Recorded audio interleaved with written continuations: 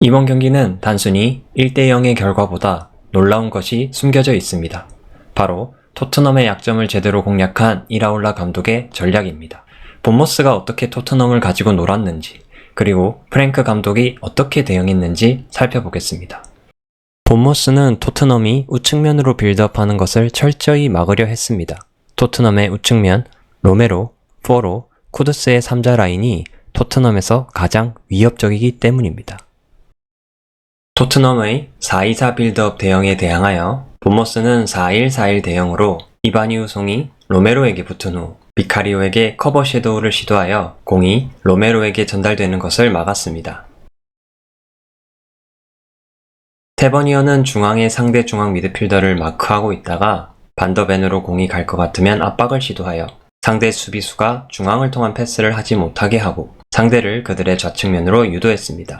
본머스의 중앙 미드필더 3명은 상대 3명의 중앙 미드필더 뿐만 아니라 반더벤까지 압박을 해야 했습니다. 이로 인해 상대 중앙 미드필더 1명이 프리맨이 되는데, 이 경우 공 반대쪽에 위치한 윙어 세메뇨가 내려오거나 세메뇨의 반응이 느린 경우 아담스가 자신의 마크맨을 중앙 수비수에게 맡기고 올라갔습니다. 이런 방식을 통해 최대한 후방 수적 우위를 확보하며 안정적으로 상대를 압박하려 했습니다. 본머스에 의해 유도된 토트넘의 좌측면 빌드업은 답답했습니다. 기존 좌측면 자원인 반더벤, 스펜스, 존슨의 사르와 히샬리송이 빌드업에 가담하면서 발밑 패스 연계로 상대의 측면을 뚫어보려고 했지만 빌드업 과정에서의 존슨의 영향력은 너무 아쉬웠습니다. 또한 이바니 우송의 압박에 의한 비카리오의 롱패스도 디아키테와 세네시의 공중볼 경합 승리로 인하여 결국 볼 소유권은 본머스에게 넘어갑니다. 세컨드 볼 경합에서 본머스는 압도적인 차이를 보여줬습니다. 본머스 선수들의 투지도 물론 큰 역할을 했지만 비밀은 바로 세메뇨의 중앙이동입니다. 본머스가 압박을 시도할 때 세메뇨가 중앙으로 이동한 것을 기억하시나요?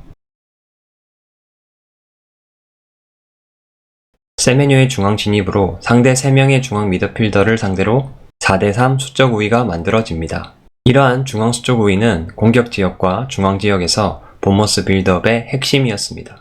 수적 우위를 바탕으로 세컨드 볼 경쟁에서의 우위뿐만 아니라 빌드업 단계에서도 세메뇨의 중앙 이동에 포로가 끌려 나오면서 비워진 측면 공간에 트리페르의 침투로 공격 지역까지 빠르게 전진할 수 있었습니다. 본머스의 세메뇨 사용법은 여기서 끝이 아닙니다. 수비 지역과 중앙 지역에서 토트넘의 압박에 어설픈 발밑 빌드업보다는 세메뇨를 향한 롱패스로 대응했습니다. 좋은 신체 조건과 운동 능력을 가진 세메뇨의 뒷공간 침투는 포로에게 매우 큰 부담이 됐습니다. 이러한 세메뇨의 움직임과 같은 측면 풀백 트리페르와 이바니오송의 적극적인 빌드업 가담을 바탕으로 본머스는 전반전을 주도했습니다. 이라올라 감독의 디테일은 공격 지역에서도 존재했습니다. 풀백들의 적극적인 공격 가담으로 인한 크로스 공격 패턴도 강력했지만 한 가지 더 노림수가 있었습니다. 바로 상대 중앙 수비수와 풀백 사이의 갭을 공략하는 것입니다. 토트넘의 4-2-4 대형에서 중앙 미드필더의 움직임을 살펴보면 풀백과 중앙 수비수 사이의 갭을 근처 중앙 미드필더가 커버했다가 상대를 밀어내기 위해 다시 원래 자리로 돌아갑니다. 지원을 받은 풀백도 신속하게 자기 자리로 복귀하려고 하는데요. 이 작은 빈틈, 즉 풀백이 자기 자리로 완전히 복귀하기 전을 노린 것입니다. 결국 이 노림수는 선제골을 만들어냈습니다.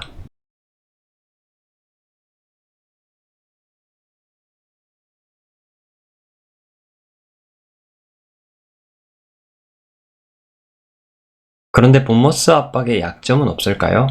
본머스의 압박 체계는 왼쪽 측면에서 중앙으로 자주 들어와 압박 또는 빌드업에 가담하는 세메뇨와 혼자서 상대 미드필더 1명과 반더벤을 마크해야 했던 테버니어에게 많은 체력을 요구했습니다.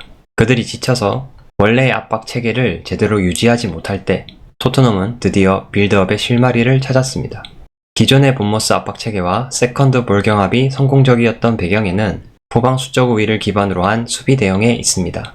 후방 수적 우위를 위해서 세메뉴와 테버니어가 많은 체력 부담을 떠안은 것입니다.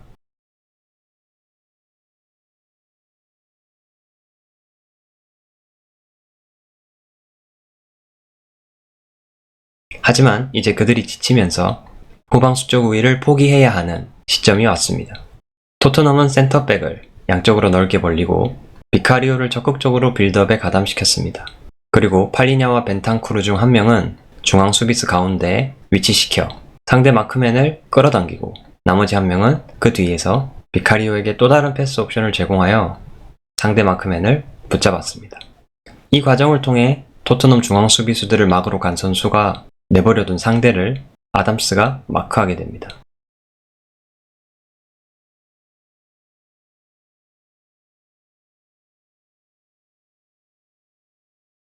여전히 좌측면을 통해서 빌드업을 시도해야 했지만 이전보다 빌드업의 조건은 훨씬 좋아졌습니다.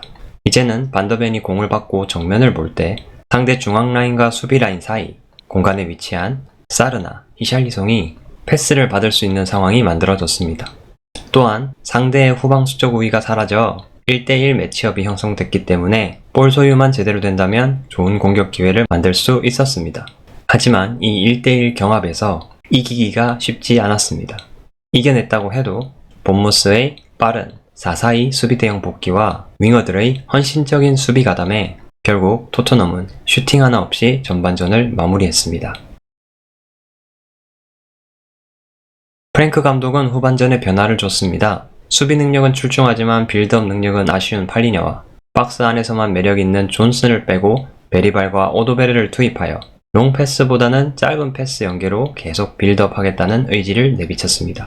또한 본모스의 노골적인 세메뉴를 향한 롱패스로 힘들어하던 포로와 우도기를 교체하고 왼쪽에 우도기, 오른쪽에 스펜스를 배치하여 수비 안정감을 높였습니다. 오도베르와 우도기의 투입으로 좌측면 빌드업이 기존보다 활발해졌고 본모스 선수들이 지치면서 로메로가 압박 없이 공을 잡고 정면을 바라보자 토트넘의 공격이 살아나기 시작했습니다.